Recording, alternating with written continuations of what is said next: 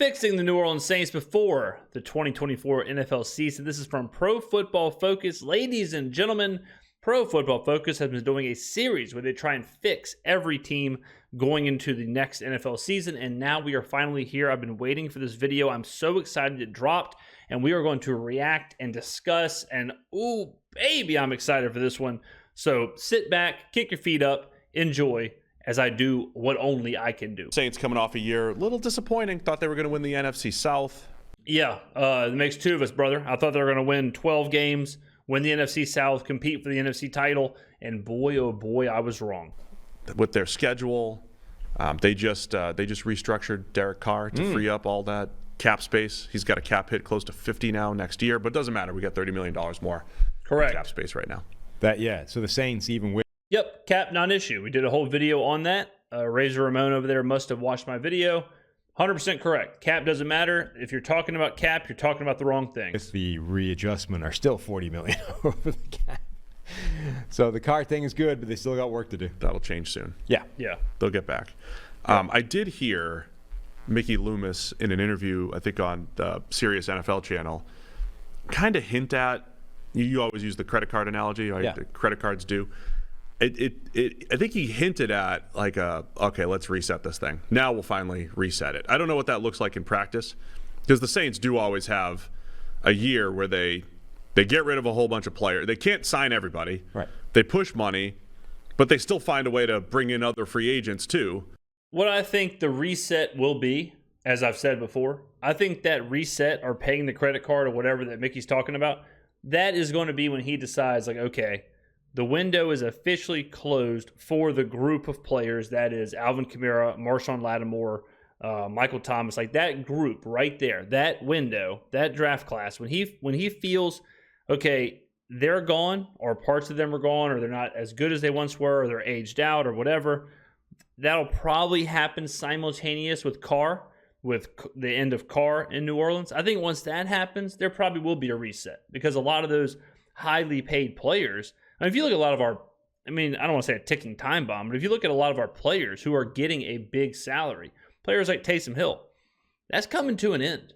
You know, that experiment, or Taysom's 33 years old, right? That's coming to an end. Michael Thomas, that's coming to an end. Even great players who I love, you know, Alvin Kamara, he's 28 years old.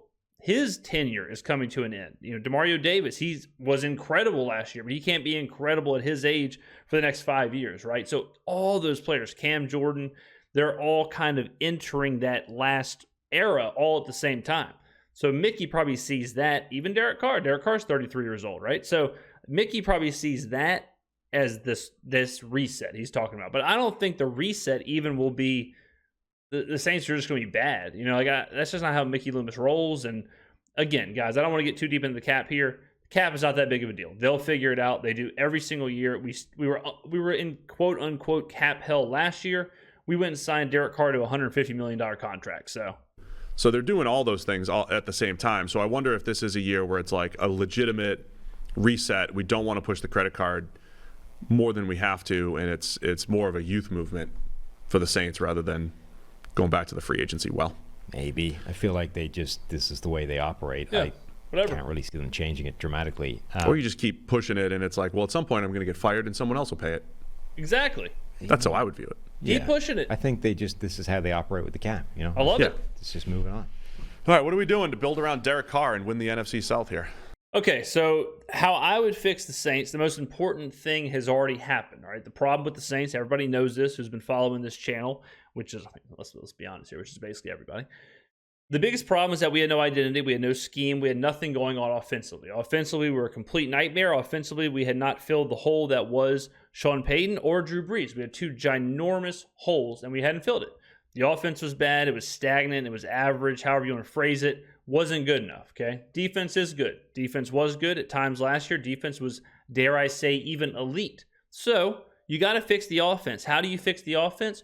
Wholesale changes across the board on the staff.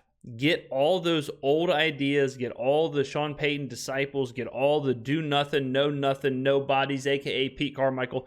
Get them out of there.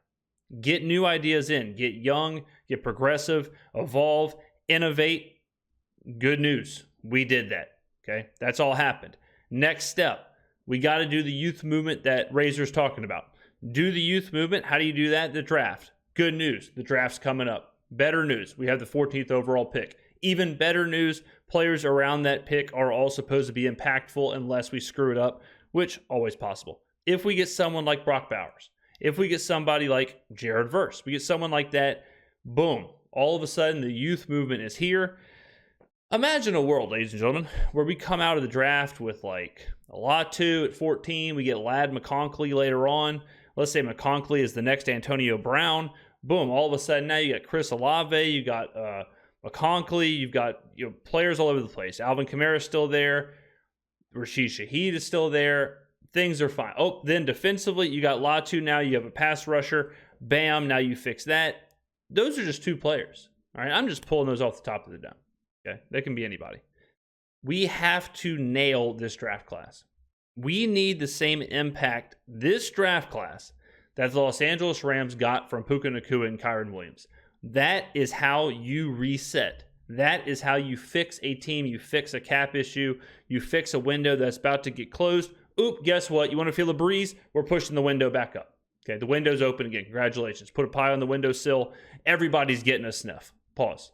That's how you do it. All right, those are the first steps. The roster is not bad.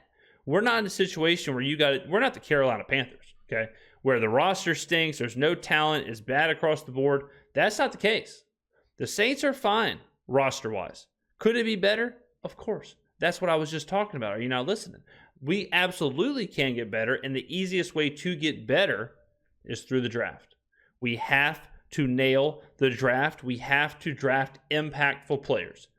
I don't want to see development players, project players, players who were injured at Central Michigan Tech who have to wait a year and then possibly we can develop them 2 years down the road. I want whoever we draft, if we draft Brock Bowers, I want the expectation that he is going to be a top 3 tight end in the NFL. If we draft Latu, I want the expectation is that he's going to be the next premier defensive player. He is going to be one of the best defensive players on the team. If we go and draft later on in the draft, if we draft Ladd McConkey in the 3rd round, I want the expectation to be, we think this guy can be the next Antonio Brown. Okay, we think this guy can be the next Wes Welker. We think this guy can be the next Cooper Kupp. All right, that's what you have to do. You have to, whoever the players are, and they don't have to be those players, but whoever we're drafted, they need to come in with the idea that they are going to be impact players from day one. They are the most extreme version of a team who has a ton of draft picks, but they're all on the wrong day. Yeah. They have, 1, 2, 3, 4, 5, 6, 7 picks on day 3, the day that nobody wants draft picks. 3 names. Imagine if the Saints got players at any position. Don't focus on the position. But imagine if the Saints got these 3 players, the impact level of these 3 players.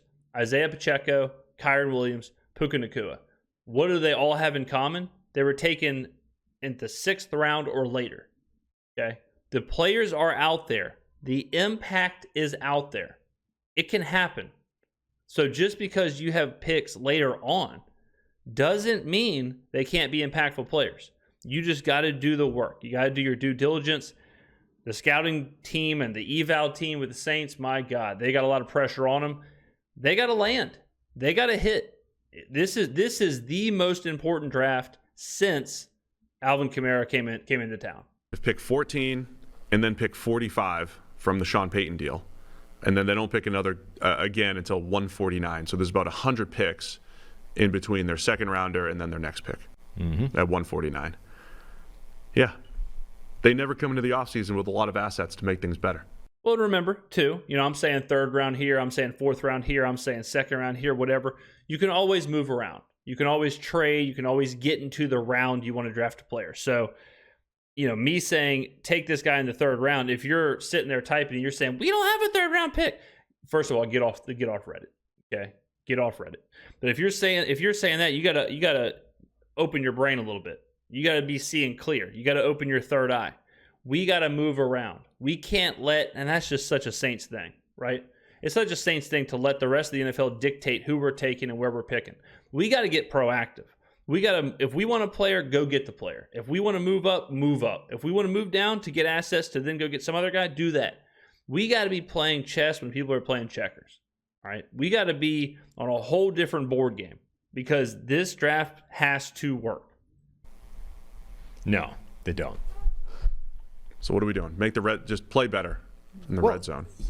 Yeah. Oh, if we're talking schematically, the two biggest problems, there's multiple big problems, but problem one, we could not run the football last year. It was pathetic. It was disgusting. It was vomit-inducing. It was goosebump-driven, just horrific, made me nauseous every single week. I don't think we ran for more than 80 yards, or a player didn't run for more than 80 yards in any game. Rushing's got to get fixed. We do not rush the passer at all. We have to get that fixed. We have to get sacks. We have to get after the quarterback. We've got to fix those two things. So if we're talking schematically, those are the two biggest issues. Our inability to run the football, our inability to get after the quarterback. After that, you could probably say our inability to stop the run, I guess. Red zone got better towards the end. Carr got better towards the end. All that seemed to kind of get itself figured out. But top two things that were real bad last year that didn't show any signs of uptick, like the red zone situation was bad at the beginning, showed signs of uptick, right? What showed no signs of uptick was being able to run the football and getting after the quarterback. Yeah, I mean, so Derek Carr sort of played the second half of the season, I think, the way that was good enough to be where they wanted to be. It's just the first half of the season he was awful. Yeah. Yes, if they got that version of Derek Carr all year, they would have been fine. The receiving group was fine. Everything else was okay. It's just Derek Carr didn't play the way they expected him to for at least half the year, at which point they were already in trouble. Yeah, teams that don't play up to their potential are just generally annoying because every single week when we talked about the Saints, it's like, all right, they got the dudes to throw to. The O-line wasn't great. They've definitely regressed over the last couple of years. But they regressed. The O-line's interesting, too, because at the beginning of the year, they were absolutely horrible, like F- level. By the end of the year, they were probably like a good old-fashioned D. So they actually kind of got better towards the end of the year. Carr, similarly. Carr was shaky at the beginning, then he was hurt, then whatever. At the end of the year, he was fine. Derek Carr is not the issue. Derek Carr is one of the, that is set. That's one of the situations with the Saints where, all right, that's set. Same with, running back, like our starting running back. Alvin Kamara is the running back. That's set. Okay, so those are some of the things that are just there. Move on. Next thing we can improve. And if you do that enough, I think eventually you do get to how can we run the football effectively and how can we get after the quarterback. Guys to throw to. Carr he's a good, solid starting NFL quarterback. And in the past, when he's had people to throw to, he's produced. Right? So it should have been a good match there. But I think it's similar. Like Michael Thomas hits free agency. I don't know how much any team is depending on Michael Thomas at this point going forward in his career. Right. But you got Chris Olave, Rashid Shaheed. Juwan Johnson took a bit of a step back, but still like a pretty athletic tight end who can work the middle of the field. So add another dude out there, shore up the offensive line, and you should be able to create offense. One of the big questions, Ryan Ramczyk maybe dealing with retirement. Yeah, apparently I thought I saw Nicholas from New Orleans .football tweet out that Ramczyk, things are looking kind of positive because it did sound like he might retire, not going to lie. But it sounds like he things are looking up. Who knows? They know more than I do. But him all of a sudden turning a corner and being able to play would be enormous. And that he's just been so consistent since 2017 when he's been out there and healthy. That might be a starting spot that they need to attack immediately. I mean, if Ryan Ramczyk retires, the entire offensive line needs to be overhauled. There's no starter left that you're comfortable with. Yeah. Is Andrus Peat Eric McCoy. a free agent? I see him on the free agent list, but not on my depth chart here. Trevor Penning at left tackle hasn't necessarily developed. Trevor Penning hasn't been good. Eric McCoy is the one consistent solid, piece up front. But Trevor Penning supplanted James Hurst, who was actually playing solid at left tackle. James Hurst was bad at guard, so you made two spots worse by moving Trevor Penning, your first-round pick, into the starting left tackle spot. Unless he takes a huge step forward, there's one spot on your offensive line that's solid if Ramczyk walks away. Yeah. So here's where I need Trevor Penning to take a step. Take a step off the practice field, take a step into the training facility, take a step through the front door, take a step into the parking lot, take a step up into his truck, put that step onto the gas pedal, and then drive on out of there, head to Delgado Community College down the road, get himself a little insurance license, then take that same step, drive on up to State Farm, take that step into the front door, take a step to the left, boom, your cubicle's right here, and start selling insurance, because that's the plan, okay? Left tackle is not the plan. But similarly, I've said this a million times, ladies and gentlemen, we can find offensive linemen in free agency. That exists. We can get offensive linemen who we can plug in and play from free agency. That's what we can do that. We got to have more impact than an offensive lineman. I'm telling y'all right now, okay? We can't take an offensive lineman at 14. Do we need one? Sure. We've got to take a bigger impact player at 14. Go fix the offensive line in free agency. Get some average guys who can do an average job. We'll figure that out later. We got to have a pass rusher. If the pass rusher is there at 14, take him. We got to have a pass catcher. If Brock Bowers is there at 14, take him. If one of the wide receivers slides, take him. Let's get some impact. Let's get some all-pros. Let's get some rookie of the years. Let's make it happen, Captain. I think that might need to be where to me, it's both defensive, both the lines again. Remember last year at this time, or before the season, we said they've moved on from the Trey Hendricksons and Marcus Davenports over the last few years, but they've drafted a bunch of guys. Peyton Turner in the first round. They've drafted high. Brian Bresee last year. Isaiah Foskey needed those guys to step up. Don't know that we got it last year. It's really still Cameron Jordan hanging on in year 13. Carl Granderson's been good, but I think they need help on the D-line. Now we're talking. And the offensive line. Yeah. It's all in the trenches with pick 14 and 45 right up front. Yeah, I think you look at their receiving group and you would say they're fine. Chris Olave is good. Rashid Shaheed is a great deep threat. A.T. Perry can probably take a step forward and at least come close to replicating the That's what I'm talking about. With you got to nail. If you take a wide receiver and you take him in like the 4th round or something, and then all of a sudden he turns into Puka Nacua or somewhere around there, boom. That's how you do it. Guys, listen to me. I want to make this real clear. This line of thinking, don't look at me like that. This line of thinking, okay, that you can only get impact players in the 1st round or the 2nd round or the top 10 picks. Guys, this ain't the NBA. We see it all the time. The money is made after the 3rd round. If you nail those picks, if you're finding all pros, if you're finding impact players in the 4th, 5th, 6th, 7th round, and if you're finding them at positions like wide receiver, tight end, quarterback, hello San Francisco, not saying we need one, but it's possible. If you're doing that, that's how teams win. That's what makes great teams. Get out of this old antiquated idea that if you want the best wide receiver in the draft, you better be drafting in the top 5 because there's not going to be any later on. Au contraire, we see it every year. So when the Saints have routinely taken these project developmental nothing players in the 4th, 5th, 6th round, Garrett Grayson, what's up? Jake Haener, what's up? When that's happening, we need to be taking players that we think could become the next Puka Nacua, that we think could become the next Isaiah Pacheco, that we think could become the next Kyron Williams. And again, I'm not saying those positions. I'm saying just that level of impact.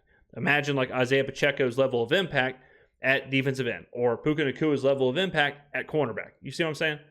That's how we got to be looking. We've got to evolve how we're thinking about this. We can't just be stuck in, we get one impactful pick or we get one impactful player. You can get those in every round. You just got to find them. Version of Michael Thomas that currently exists. Obviously not peak Michael Thomas. Juwan Johnson's a good tight end. Taysom Hill's a great gimmick. The backfield still has Alvin Kamara. Derek Carr has been solid. The line is terrible and worse if Ryan Ramczyk retires. And then, yes, defense. You either need a huge step forward from a guy like Brian Bresee or you need an addition of, like an injection of talent there. Or both. Now we're talking, my friend. Now we're talking. The injection of talent. Love it. That is the theme. The Saints need an injection of talent. But The salary cap situation means they can't just go get that talent. So how do you get it? How do you get the injection of talent? You all know the answer. The draft. They do this with so few picks. Oh, man. It's a bind. I mean, it's not. So if they're the most extreme version of that dynamic we talked about, right? 7 draft picks on the wrong day. What do you do with them? I just told you. I've said with the teams that have, I wonder if you can flip those. So if you have the cap space, I want to flip a 5 or a 6 for a starter, right? Now hold on a second. Now he's talking. You trade some capital to go get a starter. I don't hate that idea. I'm not going to lie to you. I don't hate that idea. It depends on the starter. But the answer is right in front of them. The answer is you nail the draft picks. The answer is you find the diamonds in the rough. You find the impact players. That's the answer. That's the injection of talent. But I don't hate the idea. I don't hate the idea of, and that's a good example right there too. People who are like, oh, take a offensive lineman at 14. I'd rather take Jared Verse at 14 or whoever. You know, I've named a million players I like at 14. I'd rather take that player at 14 than trade a couple picks later on for a lineman that I know can play. A lineman who's played in the NFL. I've seen him play. I know what I'm getting from him. Just a turnkey, plug-and-play guy. I like that. I like that idea. A team that's trying to they have 4 cap. fifth-round picks. Perfect. Yeah. I mean, in a perfect round. world, the teams that have those picks this year, and we're banking off of what Nagy's saying. At a glance, let me see how is that true? Yeah, I mean, there's not a lot of. I'm not seeing a lot of green or blue on day 3. So I think at a glance, Nagy's probably right. Yeah. As far as what day 3 looks like. If I have one of those picks this year, I want to try to flip them for a starter, for a team that's actually trying to cut salary. But I don't think the Saints are in position to just, take on $8 to $10 million for a 5th-round pick. We'll find a way to make it happen. So I don't think that's going to work. So just draft them. Hope that they're okay. You just use there it is. I mean, I'm trading into next year if I can. Yeah. Try to trade into next year and move up around. But again, that means someone else is going to have to want to trade up and take one of those picks for this year. They're going to have to like enough players, so you got to find trade partners. But I think the best way to use those this year is for veterans, especially if the cap is up and you're just sucking up a contract for a year. Yeah, I'm just looking through lists of potential cap casualty people because that's never gotten Show me a list of 5th rounders. But not because Show me a of list guys of who could who's get getting released, drafted in because that any area. potential cap casualty is also a potential, hey, would you You take could a trade 5th for round? David Njoku. Right. Hey, would you take a 6th-round pick for this guy that you might be cutting anyway? Yes. Cam Robinson is a player that surfaced on a cap casualty list because the Jags obviously drafted Anton Harris. I don't hate this idea. I don't hate the idea here. We're thinking kind of along the same lines.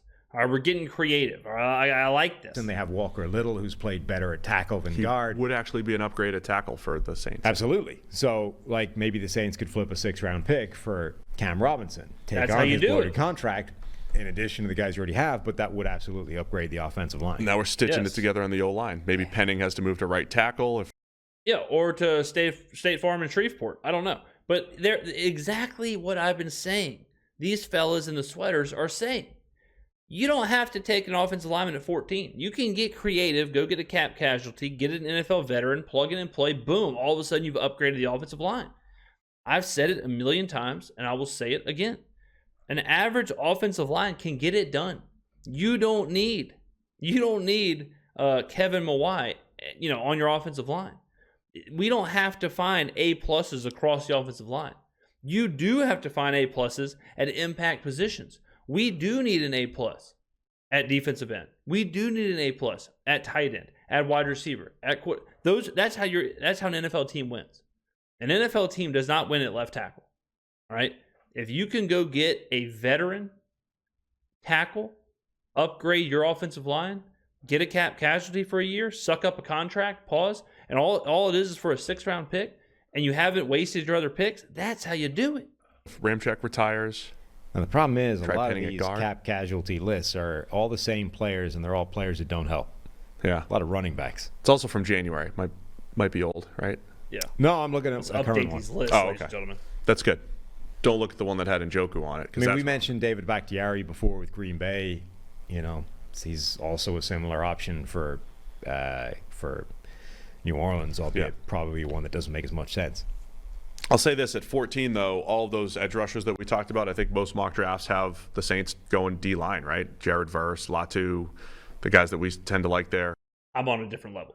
Yes, I've been saying it, all right? Yes, by the way, ladies and gentlemen, new headphones, no wires, okay? Wireless, as they say in the industry. We're moving up. We're moving up. Look, exactly, all right? This guy, he's acting like he's reading from that card. He's actually watching my draft videos on the tube of view. I've been saying Latu, and I like how he says Latu. He says Latu because the reason I say Latu, because we can't pronounce the first name. Latu is much easier to pronounce. I love it. That's a couple of industry guys sharing industry tips. Okay, I like that a lot. But yeah, Latu, Jared Verse, Dallas Turner, combination of those guys, or the Brock Bowers of the world, or one of the wide receiver slips. It's all right there. There's like 6 players. There's like 6 really good impact players that multiple of them could be there. But more than likely, we will get a pick of those 6. Dallas Turner, who we don't love as much there, but all those guys seem to be in play there. So, yeah, I mean, trenches, defensive line, offensive line, both, I think, would be in play at that pick. I like it. So that's what we're doing. We got a plan. We're invested in Derek Carr. Yes. Is there any other thing that you said the receivers are fine? I mean, we always joked about how good Rashid Shaheed is. He was an awesome deep threat. Olave is a good high volume guy. What's the other type of receiver piece that you might want to have there? Okay, so the receiver, I would love to, I've said this all this video, but I would love to go receiver late in the draft that we think we can land that next really high level all-star type. I'm thinking the Nico Collins of the world, the Tank Dells of the world, the guys who come in and immediately are good. The Puka Nakuas of the world come in and dominate immediately. If we can find a receiver like that, look, guys, I'm honest with y'all. Transparency is how the world goes around. I don't think A.T. Perry is a number 3. I don't think A.T. Perry is a number 2. I just don't. Okay. Rashid Shaheed probably isn't a number 2. I'm good with Chris Olave. Chris Olave is awesome. But if we could pair Chris Olave with the next Tank Dell, Nico Collins, Puka Nacua, whoever, and then Rashid Shaheed is your 3, and A.T. Perry is your 4, or you go get a veteran to be your 4, or you get a veteran to be your 3 and Rashid Shaheed's your 4, whatever, I'm feeling like $1 million. I'm feeling like I'm on top of the mountain. All right. I'm feeling great if that's the situation. And that's not that crazy. It's not that crazy to think we can do that. We just got to do it. Are you trusting A.T. Perry? Yeah, I mean, it's the possession guy. Like A.T. Perry, I think you can, if you ran into the season and you expected A.T. Perry to be that guy, I don't think it would be terrible. But if you doubled your chances of that by bringing in another body, that's not bad either. Yes. I think Roman Wilson would be a good fit there for them. Another route runner to get open. With Carr, I always want one dude that's going to stretch the field. I think they have that with Shaheed. We do. Yes. And Carr has shown that he trusts Shaheed. So that role is filled. If we're going to fill a role, you got to fill like the physical slant / route running type that was Michael Thomas. So if you can find that. I think they have what they need, man. Yes. Got to play better in the red zone. Get the best out of Derek Carr. Yeah. That's all you got to do. All right, anything else for the Saints? No, I mean. They're a tough one in the offseason because you can't. Yeah. You can't just like. They're complex because they seemingly on paper, they got a lot of slots are good. But you also can't maneuver too much because of the salary cap situation. And the draft picks, you got to get creative. So they are a interesting puzzle. We just happen to have figured it out. We know what we got to do. Get on down there in the comments. What are you doing? Get on down there in the comments. Let me know how you would fix the Saints. Thoughts on this entire conversation. Am I on a whole nother level or what? I will see you in the next video.